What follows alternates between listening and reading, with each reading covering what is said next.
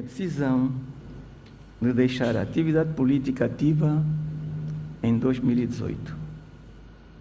Dos Santos tinha finalmente cumprido a sua missão. Os camponeses, os combatentes, protegem e regirão a vida nacional.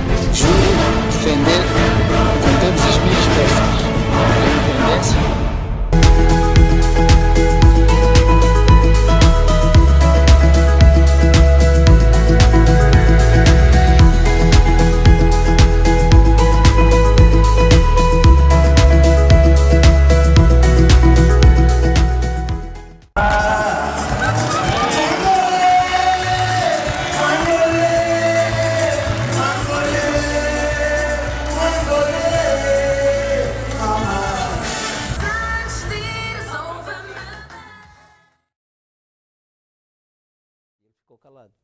Uma nuvem negra voltava a pairar sobre Angola. José Eduardo dos Santos não baixou os braços. O ex-presidente de Moçambique, Joaquim Chissano, testemunhou este período difícil da história de Angola.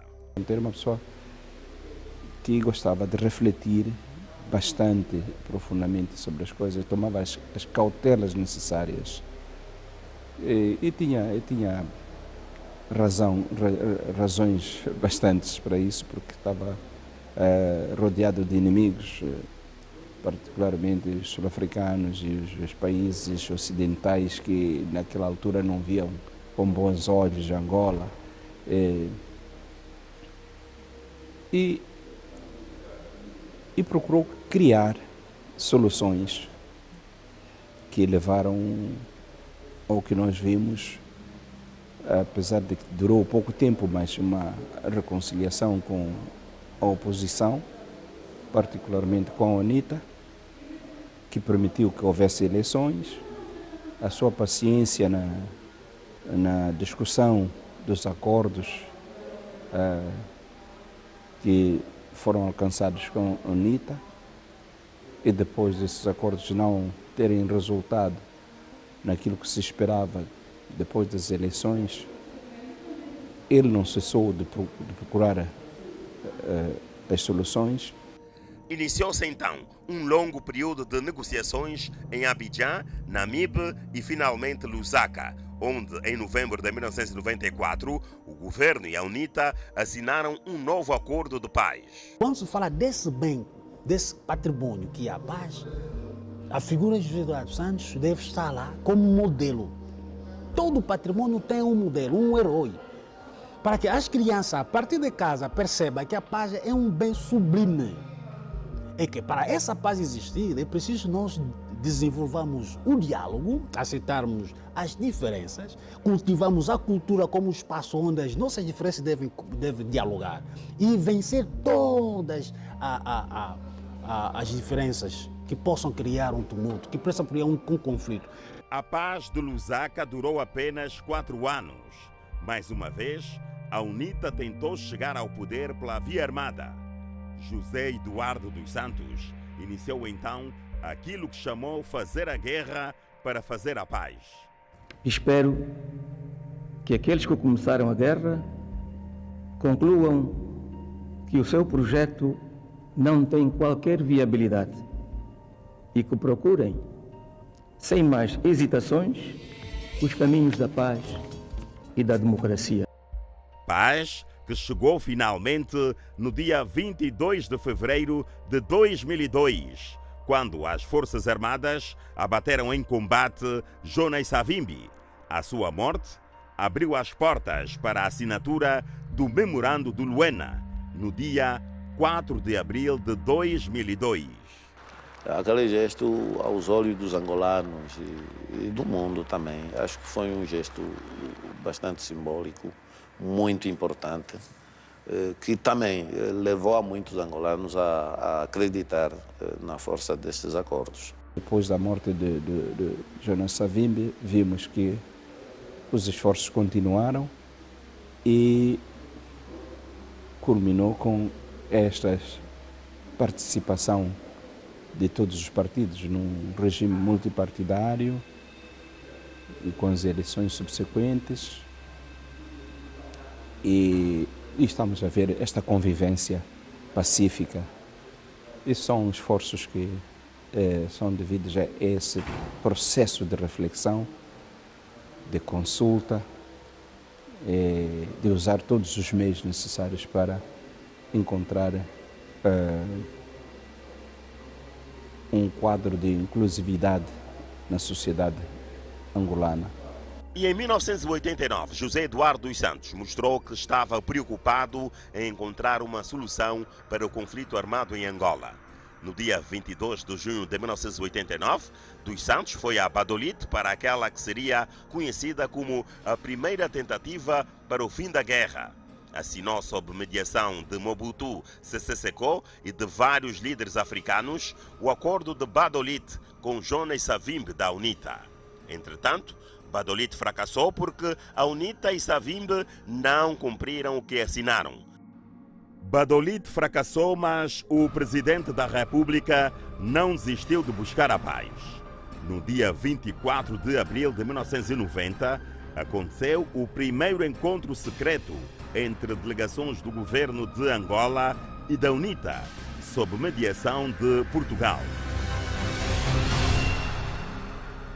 2 anos depois, no dia 31 de maio de 1991, a paz chegava finalmente a Angola. Bices mostrou que José Eduardo dos Santos era um diplomata experiente que buscava o melhor para Angola e para os angolanos. Sempre admirei a forma como ele traçava a estratégia que era importante para Angola seguir, nesse caso para o governo de Angola, o MPLA, mas uma estratégia que deixava sempre portas abertas para o outro lado, deixava sempre portas abertas para a reconciliação nacional, ou seja, era uma estratégia negocial que não queria nunca encostar o adversário à parede e encurralá-lo, não, deixar-lhe campo para que se sentasse à mesa, para que se conversasse e para que se entendessem. Na área também diplomática, em que ele também tinha grandes conhecimentos e conseguiu também fazer um bom trabalho, inclusive nas negociações que nós fazíamos, nas quadripartidas, em BICES, etc. Nós sempre, quando estávamos atrapalhados em alguma questão, tínhamos que consultá-lo imediatamente, fazíamos logo uma consulta rápida e ele dava as orientações e dava a sua opinião, então nós continuávamos nos nossos trabalhos. Foi ele mesmo que achou que se devia acabar a guerra em conversações. Foi assim, não foi pela derrota, pela vitória militar, mas sim que era preciso as duas partes conversar e acabar definitivamente com a guerra. Foi o que aconteceu. Rejeitaram os resultados das eleições e reiniciaram a guerra civil. A UNITA não aceita os resultados. Não aceita os resultados porque tinha um plano alternativo. O plano A era uma vitória eleitoral, o plano B, uma vitória militar. Tendo perdido as eleições, aciona o plano B, com o apoio dos serviços secretos franceses, etc., e desencadeiam uma outra guerra. A guerra começou com os disparos aqui na polícia, aqui assim embaixo, né? Ali perto onde está a sede da Sonangol, né? E realmente nós tínhamos aquele rádio, eu liguei para o Sr. Pedro e disse, olha, a tua tropa está a atirar sobre a polícia, sobre não sei o quê. Aí tal, isso não pode ser, sempre negava, isso não pode ser, né? Porque as coisas começaram também de manhã quando ele fez um ataque à Rádio Nacional. Ele disse, a tropa atacou a Rádio Nacional. Eu disse, não senhor, não pode ser, a minha tropa estou a controlar.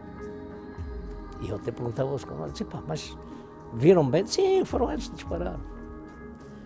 Passado tempo eles foram disparar sobre a Força Aérea, a Sentinela, mas embaixo estava o nosso grupo.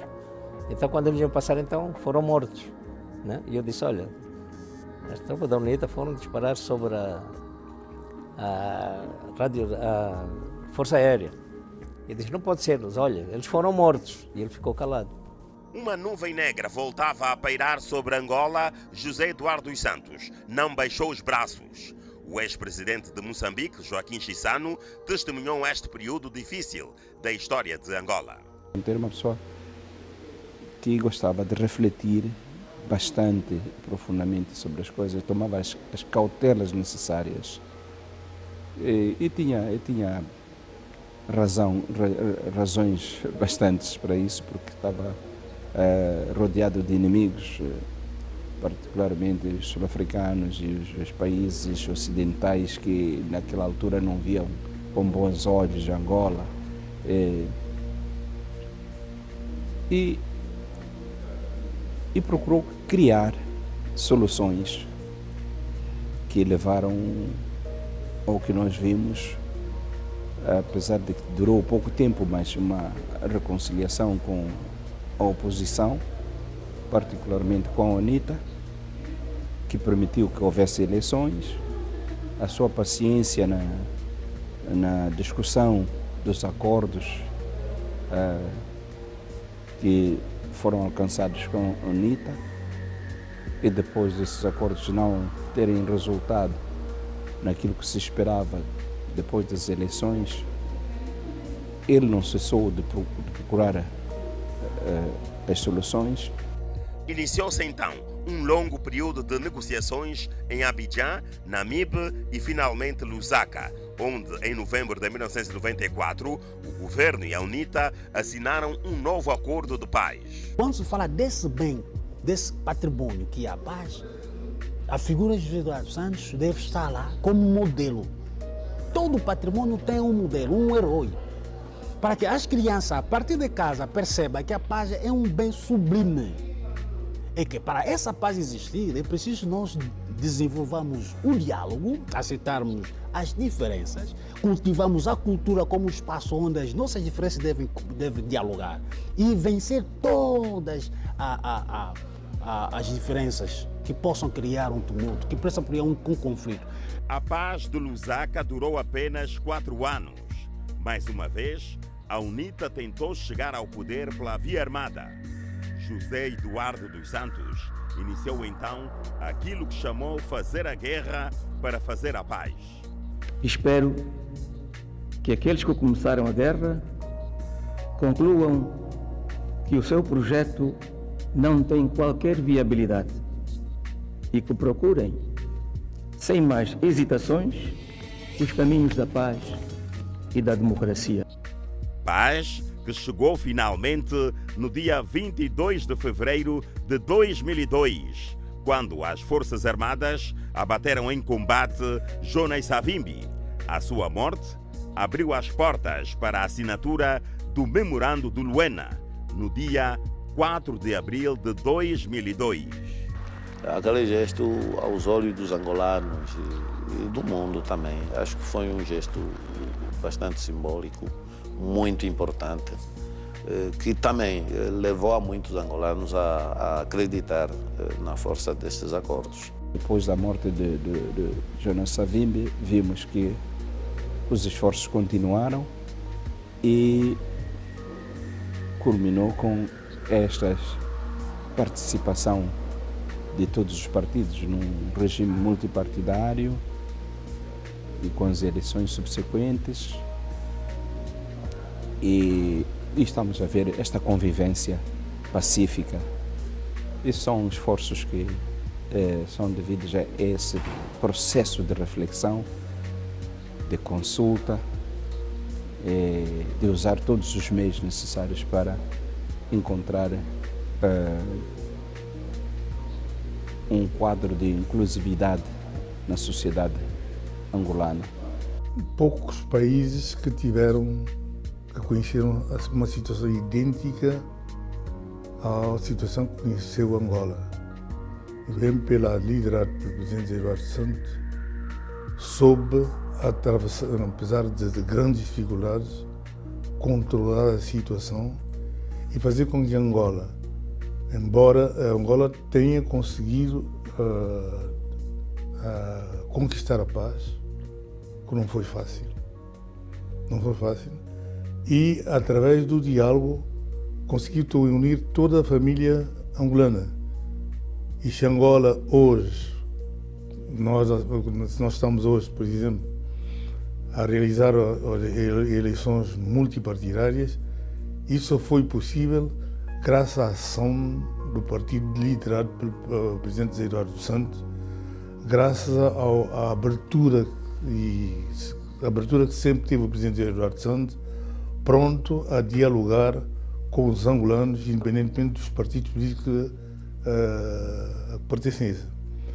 Alcançada a paz, Dos Santos iniciou a reconstrução de Angola. Sem os apoios prometidos pela comunidade internacional, o líder angolano buscou na parceria estratégica com a China os apoios que necessitava para transformar Angola num canteiro de obras. O presidente Eduardo dos Santos também deve ser realmente admirado pela coragem que ele teve de levar a cabo um processo de reconstrução de Angola. Angola que estava destruída da maneira como estava. É um território muito grande e também foi em muitas grandes áreas também que foi destruída. E hoje estamos a ver uma realidade diferente. Embora os tempos atuais que perturbam as economias de vários países, incluindo Moçambique e outros países no mundo, mas Angola deu um salto quantitativo e qualitativo muito grande na sua economia.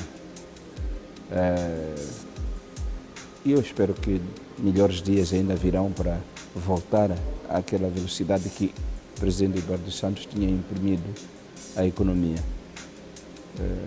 Eu senti a concentração que ele tinha nesta reconstrução, que começou por construção dos quadros, né? Os quadros que estão a dirigir Angola num processo muito complexo. Eu penso que ele deixa uma base muito sólida para Angola continuar a prosperar. Rapidamente surgiram novas estradas e pontes, barragens de Lauca, Cambambe e outros. Novo aeroporto de Luanda, caminhos de ferro, centralidades, numa só palavra, nascia um novo país. A Sua Excelência Comandante Presidente acompanhou de perto a cidade do Quilamba, não só a cidade do Quilamba, mas com os outros projetos habitacionais a nível nacional. Não é? Na cidade do Quilamba fez ainda 2 visitas, isto em fase de obra, para acompanhar, sugeriu bastante e uma das coisas fundamentais que nós consideramos é a definição das áreas dos próprios apartamentos. O camarada Presidente sempre manifestou a sua preocupação que a habitação não deveria ser muito pequena. Do ponto de vista das infraestruturas, da habitação, dos equipamentos sociais diversos, no ramo da saúde, no ramo da educação, como estradas também a nível de todo o país. E aqui a destacar, não há dúvida, uma visão estratégica bastante bem concebida. Em apenas 15 anos, José Eduardo dos Santos conseguiu transformar Angola de um país destruído para um país novo, a caminho do desenvolvimento. Veja-se que ele vai à busca dos caminhos de ferro de Benguela. É uma obra gigantesca já no início do século XX, ainda no tempo colonial, e que ele aposta nessa recuperação. E, portanto, começa já a pensar numa internacionalização, digamos assim, dessas infraestruturas, porque depois consegue ligar a RDC, a Zâmbia, e depois os portos. Os portos em que também há aqui uma aposta forte, o Porto de Luanda, por exemplo, o Porto do Lubito, sofreram intervenções muito profundas. E agora em curso o Porto do Cabinda. Transformado Angola num país novo, fora de portas, o presidente José Eduardo dos Santos fez de Angola um país respeitado.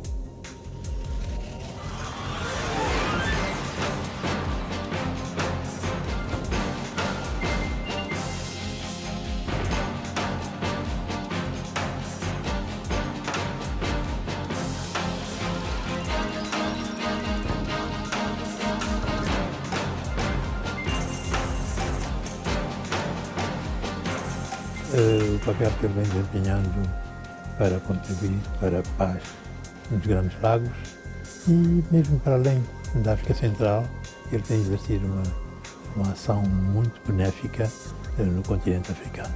Por isso, essa imagem que se consolidou ao longo dos anos no plano interno angolano, sobretudo depois do estabelecimento da paz em 2002, também teve reflexos importantes no continente africano. E, portanto, tem que, para além da governação interna de um país, também tem que ser um hábil diplomata e um hábil negociador internacional. E eu penso que o presidente José Eduardo dos Santos soube fazê-lo como? Soube fazê-lo nas diferentes fases do processo de negociação da paz. Não foi só Bicesse, houve os acordos de Lusaka, houve outros acordos. O presidente José Eduardo dos Santos sempre traçou uma linha de defesa dos interesses de Angola e é assim, é o que deve fazer quem é o responsável pelos assuntos políticos internos e externos de um país. Em agosto.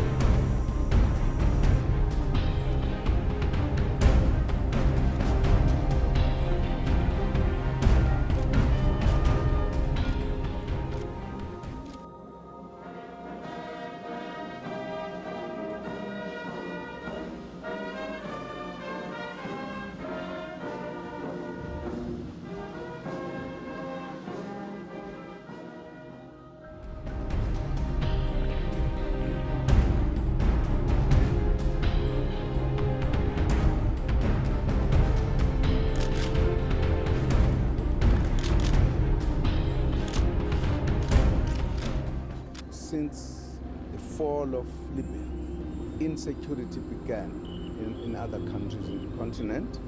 As you would remember, the whole of the region, that as countries that were neighbors of Libya. Não foi fácil, mas que foi obrigada a ser necessária, como ele próprio na sua intervenção, quando tomou posse, ele disse. Não é uma substituição fácil, nem tampouco, me parece, uma substituição possível. É apenas uma substituição necessária. E saiu dali, no primeiro andar da sede do partido, já presidente do MPLA e da República.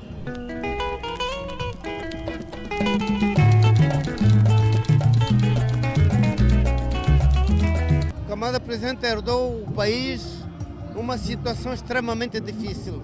Jovem, que tinha experiência como ministro, teve muitos cargos, mas como presidente da República, ele fez o seu próprio caminho, com dificuldades e às vezes com incompreensão de algumas pessoas. Estávamos simplesmente há 3 anos e meio de independência. As imposições coloniais ainda eram sentidas economicamente, não tínhamos nada e a própria guerra não permitiu produzirem as áreas econômicas que podiam sustentar a vida do povo angolano. Antes, pelo contrário, tudo partido, a partir das pontes, as estradas e tudo. Então, vivemos momentos muito difíceis. A falar com o presidente Eduardo Santos na altura, ele me dizia que, bom, temos uma carga muito forte, mas iremos resistir a todas as situações difíceis que nós vamos encontrar. Porque a solidariedade entre os nossos países era grande. Muito jovem e com um país inteiro nas suas mãos, José Eduardo dos Santos fixou como prioridades a defesa da soberania e da integridade territorial. José Eduardo, quando assume as funções de presidente, procurou, portanto, conduzir o país na base da orientação do MPLA. José Eduardo dos Santos comandou e venceu a Batalha do Cuito-Cuanavale. Foi uma guerra que abriu caminho para a independência da Namíbia e da África do Sul. Como comandante em chefe da SFAPLA, José Eduardo dos Santos foi ao teatro das operações para moralizar as tropas. A nossa direção de tropa era feita pelo comandante-chefe, camarada presidente, o ministro da Defesa, que era o Pedro Maria Tonha Pedalé, o chefe do Estado-Maior, que era o general Antônio França Andalo. Depois da região militar estava o comandante Ngueto, e atrás do comandante Ngueto estava eu. A determinação das nossas tropas, os comandantes, a coragem dos comandantes, principalmente, não é? Também as indicações mesmo do mando superior, não é? E aquilo motivava as nossas tropas. Angola será, por vontade própria, trincheira firme da revolução em África. E a continuação da nossa luta está na Namíbia, na África do Sul e no Zimbábue. Então nós cumprimos com esta palavra na sábia direção do comandante em chefe, o senhor José Eduardo dos Santos, na condução dessas ações. Acontece que o José Eduardo Santos utiliza a diplomacia para conseguir chamar a atenção, chamar a razão o sul-africano à luz da resolução da ONU 435. Por um lado, a parte do Sul ficava libertada, a Namíbia também ficava independente, e por outro lado, a ANC poderia ter espaço de manifestação política no seu país. No dia 10 de maio de 1990, 3 meses após a sua libertação, Nelson Mandela veio a Luanda reconhecer o papel de José Eduardo dos Santos na sua libertação e para o fim do apartheid. É uma grande honra e prazer para mim e para a minha delegação de pisar o solo angolano. Sempre admirei a forma como ele traçava a estratégia que era importante para a Angola seguir, nesse caso para o governo de Angola, o MPLA, mas uma estratégia que deixava sempre portas abertas para o outro lado, deixava sempre portas abertas para a reconciliação nacional, ou seja, era uma estratégia negocial que não queria nunca encostar o adversário à parede e encurralá-lo, não, deixar-lhe campo para que se sentasse à mesa, para que se conversasse e para que se entendessem. No momento em que Angola ainda vivia numa economia planificada, o presidente José Eduardo dos Santos iniciou em 1988 um corajoso programa de reformas econômicas. O CEF, Programa de Saneamento Econômico e Financeiro, foi a primeira tentativa para sanear as finanças públicas e melhorar o desempenho da nossa economia. A escassez estava a chegar a um ponto quase de sufoco, escassez financeira. E também a escassez de outros níveis. Então surgiu a ideia, da parte do Presidente da República, na altura já era o atual, portanto, o engenheiro José Eduardo Santos, a ideia de começarmos já a refletir sobre o retorno a uma economia de mercado. Era preciso fazer uma abordagem muito séria para pôr a economia a funcionar mesmo em tempo de guerra. Porque ninguém sabia quando é que iria terminar a guerra, não é? Internamente e sabiamente, o presidente José Eduardo Santos convocou um conjunto de quadros. Éramos 22 na altura, se a memória não me atrasou, 20 a 22. Dos milhões que havia, entendeu-se que eram dos milhões que havia na época, para, em grupos de trabalho, começarem começasse a estudar, a refletir sobre a transformação do nosso regime econômico. Regime econômico, não político, regime econômico. E foi assim que surgiu o CEF, Saneamento Econômico Financeiro. Portanto, era mesmo necessário que a nossa economia fosse sujeita a um saneamento. Foi preciso encontrar, eu diria, os fazedores da opinião dentro da estrutura partidária, governantes, e debater a situação objetiva em que a economia angolana se encontrava, estagnada, sem novas perspectivas. Este processo demorou vários meses. Eu recordo-me que houve até uma fase caricata de uma reunião em que ela foi suspensa porque não se entendia a minha presença, e ela logo foi, depois de meia hora, foi ratificada por membros do Bureau Político, porque se queria mudança. Era a minha posição, sempre pragmática, dizer que o sistema de economia centralizada estava esgotado. E foi aí que se começou, com muita coragem, com dois passos à frente, uma retaguarda, se foi caminhando e fazendo, estruturando mentalmente a sociedade de que, na verdade, o melhor modelo era de economia de mercado. Num regime de partido único e de economia planificada, José Eduardo dos Santos foi corajoso em iniciar um ambicioso programa de reformas econômicas. Não foi bem compreendido, até mesmo por vários dirigentes do MPLA, que achavam um desvio da linha que era seguida pelo partido naquela altura. Em 1989, José Eduardo dos Santos mostrou que estava preocupado em encontrar uma solução para o conflito armado em Angola. No dia 22 de junho de 1989, dos Santos foi a Badolite para aquela que seria conhecida como a primeira tentativa para o fim da guerra. Assinou sob mediação de Mobutu Sese Seko e de vários líderes africanos o acordo de Badolite com Jonas Savimbi da UNITA. Entretanto, Badolite fracassou porque a UNITA e Savimbi não cumpriram o que assinaram. Badolite fracassou, mas o presidente da República não desistiu de buscar a paz. No dia 24 de abril de 1990, aconteceu o primeiro encontro secreto entre delegações do governo de Angola e da UNITA, sob mediação de Portugal. 2 anos depois, no dia 31 de maio de 1991, a paz chegava finalmente a Angola. Bices mostrou que José Eduardo dos Santos era um diplomata experiente que buscava o melhor para Angola e para os angolanos.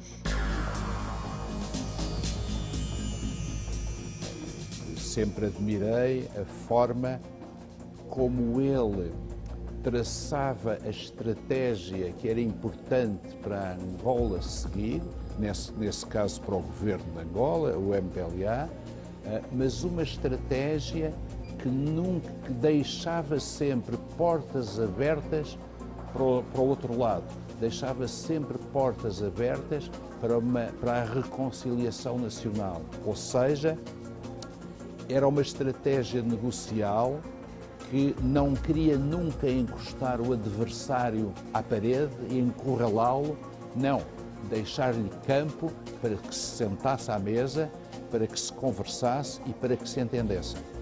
Na área também diplomática, em que ele também tinha grandes conhecimentos e conseguiu também fazer um bom trabalho, inclusive nas negociações que nós fazíamos, nas quadripartidas, em BICES, etc. Nós sempre, quando estávamos atrapalhados em alguma questão, tínhamos que consultá-lo imediatamente, fazíamos uma consulta rápida e ele dava as orientações e dava a sua opinião, então nós continuávamos no nosso trabalho.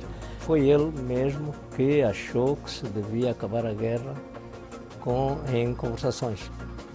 Foi assim, não foi pela derrota, pela vitória militar, mas sim que era preciso as duas partes conversar e acabar definitivamente com a guerra. Foi o que aconteceu.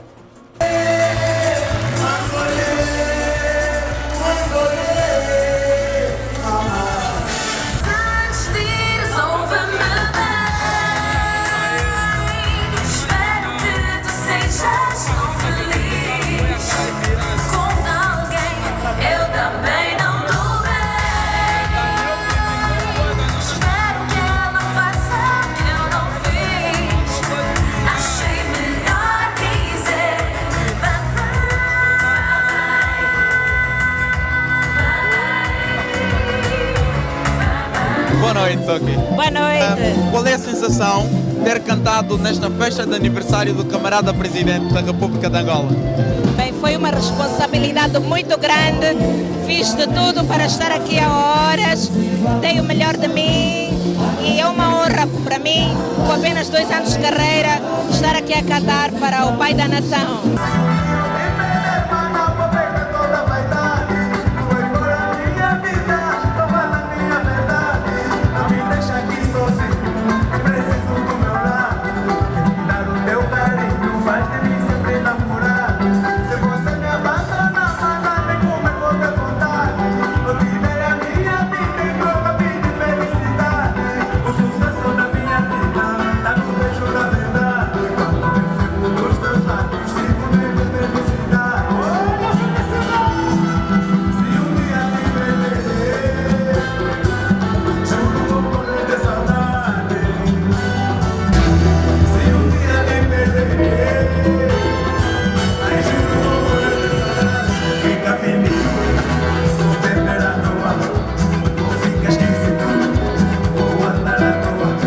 Boa noite. Boa noite, minha família, como está? Estamos bem, sim, senhora. Estamos todos de parabéns, né? Claro que sim. O país está de parabéns porque, graças a Deus, o nosso camarada presidente completou 72 anos, o que quer dizer que tem dedicado toda a sua vida para este grande país que é Angola. Hoje vivemos um período de paz, uma paz duradoura, sem guerra, sem conflito interno. Tudo porque esta grande figura que é a Sua Excelência, o Presidente da República, dedicou-se 100% para que tal fosse possível. E hoje o país é o que é, devemos muito a este senhor.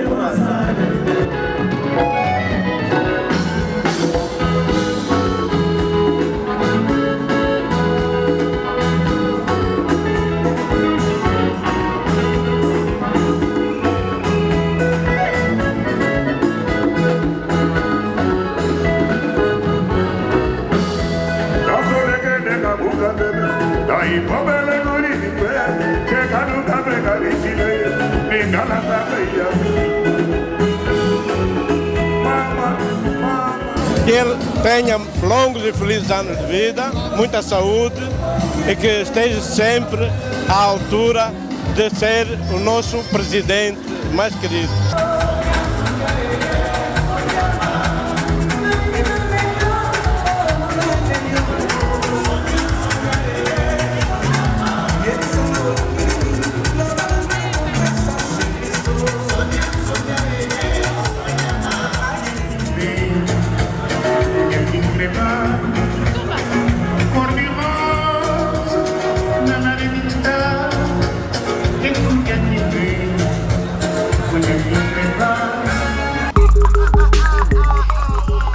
Angola só é respeitada hoje porque é detentora de um presidente da República respeitado, que nos representa bem, quer no plano interno como no plano externo.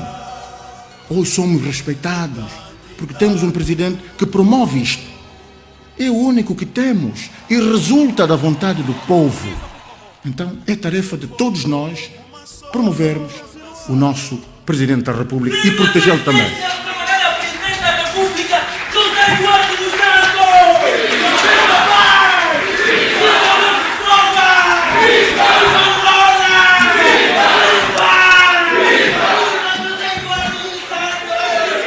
Já viu para presidente mesmo com 73, parece que tem 30%. Queria dedicar a próxima música ao camarada presidente José Eduardo Santos, dizer muito obrigado a tudo.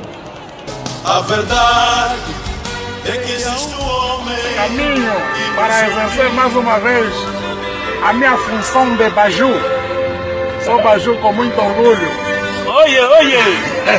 Somos os Baju do M! Estamos no 4, com o 4! Estamos no 4, os puros Baju! Os próprios! Se nós somos Baju do M, vocês são da onde? Respondem, mano! São de onde? Eram de onde? Onde? A nossa bajulação tem valores! Tem valores, muito valores!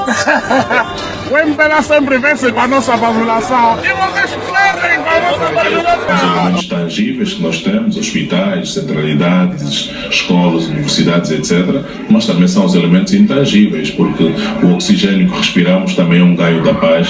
Hoje era o que era um sonho, é uma conquista de todos os angolanos, da sua heroica juventude, bem conduzida por um líder que sabe nos momentos mais difíceis transmitir serenidade e confiança ao seu povo. O grande obreiro deste Mundial, 41º Mundial de Hockey em Patins em Angola, chama-se Sr. Presidente José Eduardo dos Santos. Viva!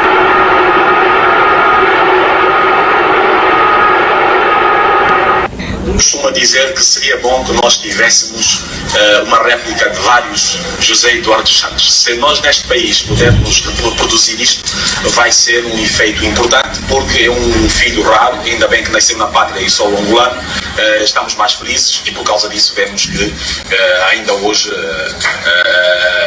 percebe-se quantos países africanos vêm em Angola pela nossa experiência. Eu penso que esta liderança é uma liderança equilibrada, certa, consequente e esclarecida, e é a liderança que os angolanos precisam e vão precisar por muito tempo. Há uma coisa que o MPLA tem no seu DNA, chama-se solidariedade.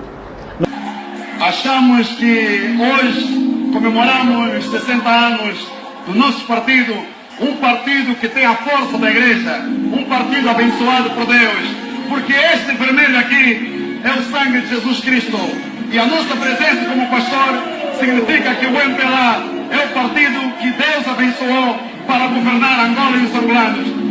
Apelamos a todo o povo angolano para que nos resistamos e votemos no partido que vai garantir a manutenção da paz, o desenvolvimento e a continuidade de vários projetos sociais que vão tornar Angola um país de grande referência no contexto internacional. No MPLA somos todos solidários. Nós somos uma lógica que se fundamenta e cujo substrato está assente no essencial, na unidade, na coesão, na solidariedade, na justiça social. Quem dá os subsídios todos ao tal movimento revolucionário é a UNITA.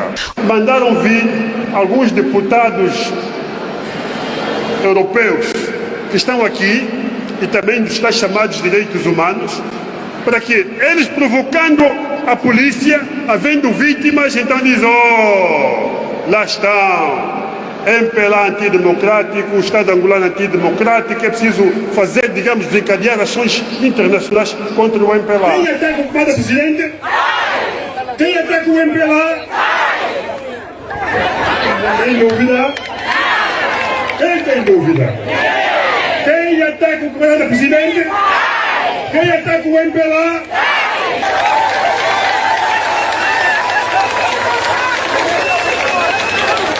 Por isso é melhor a oposição e todos aqueles que colaboram com a oposição tirar o cavalinho da chuva. O camarada presidente tem 73 anos, mas parece que tem 37. Sempre jovem. Sempre jovem. E o nosso líder, bem apoiado pela mamãe Ana Paula, sempre... Sempre... É mentira. Então, mamás, batam palmas. Já viu para presidente mesmo com 73, parece que tem 37. Queria dedicar a próxima música ao camarada presidente José Eduardo Santos, dizer muito obrigado a tudo. A verdade é que existe um homem que nos une e nos leva a comunicar com o povo, partilhar ideias, traçar projetos e estar próximo das coisas que amamos, da nossa bandeira, da nossa pátria, das nossas massas. O candidato do povo.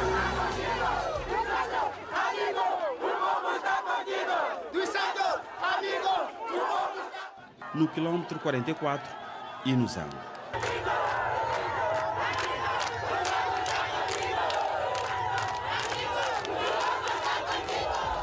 Peço agora a vossa atenção para o seguinte.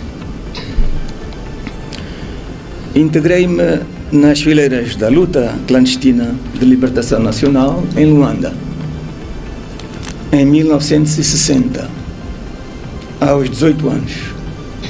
Em 7 de novembro de 1961, saí clandestinamente de Angola para o Congo Leopoldville, onde pouco tempo depois recebi o cartão de membro do MPLA nos escritórios deste movimento de libertação nacional na cidade de Leopoldville, hoje Kinshasa. Em novembro de 1974, fui eleito membro da direção do MPLA. Em 1980, no quadro do sistema de partido único, fui eleito presidente do MPLA e presidente da República Popular de Angola. Em setembro de 1992, em eleições democráticas multipartidárias, como presidente do MPLA, conduzi o partido à vitória nas eleições legislativas e com maioria absoluta. E como candidato à eleição presidencial, ganhei a primeira volta dessa eleição. Em 2012, em eleições gerais, fui eleito presidente da República e impulsado para cumprir o mandato que, nos termos da Constituição da República, termina em 2017. Assim, eu tomei a decisão de deixar a atividade política ativa em 2018. Aos 16 anos, entrou para o Movimento Popular de Libertação de Angola, MPLA, que é o partido que está no poder até o momento em Angola, que lutava pela independência de Portugal, porque Portugal colonizou Angola, ou seja, Angola foi colonizada por Portugal. José Eduardo dos Santos, entre 1961 e 1970, ficou exilado em países vizinhos. Após o retorno, viu o país ganhar independência em 1975 e de seguida virou ministro das Relações Exteriores.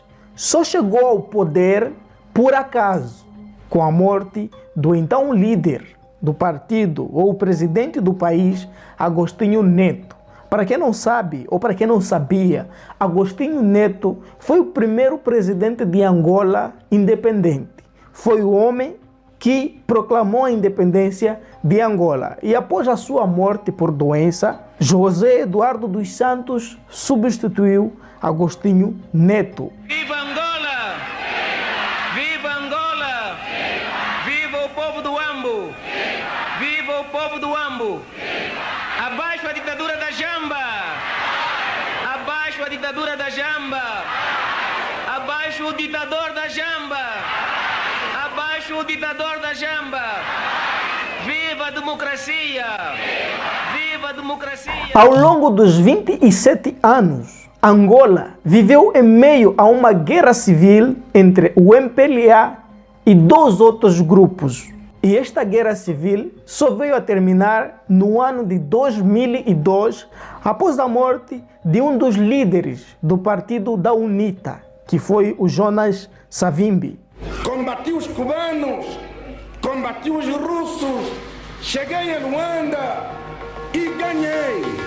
E agora que os ninjas tentem contra mim para ver o que vai ser isso.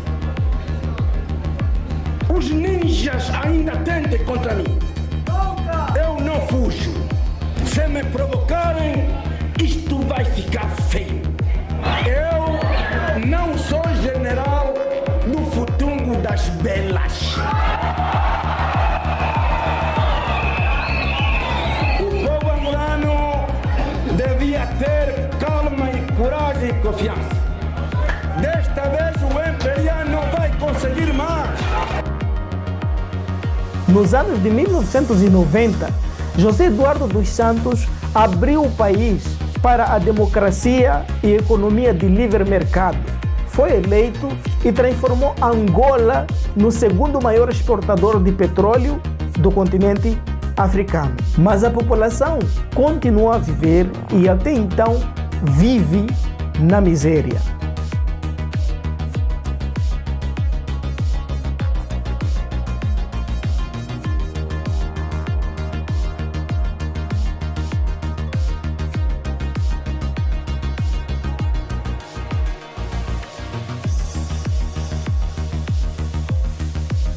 Dos Santos é acusado de ter uma fortuna bilionária. E ele aposentou-se em meados de 2017, 2018, quase 4 décadas no poder, deixando o país ou deixando a população de Angola na miséria.